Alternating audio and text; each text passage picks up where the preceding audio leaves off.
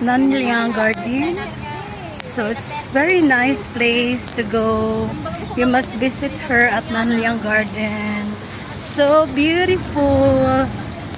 Look. Wow, look at that temple. So nice.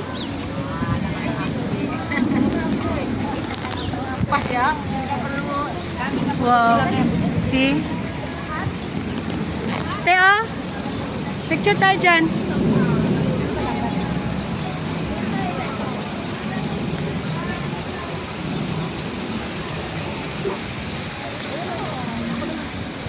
Thank you for the nice weather.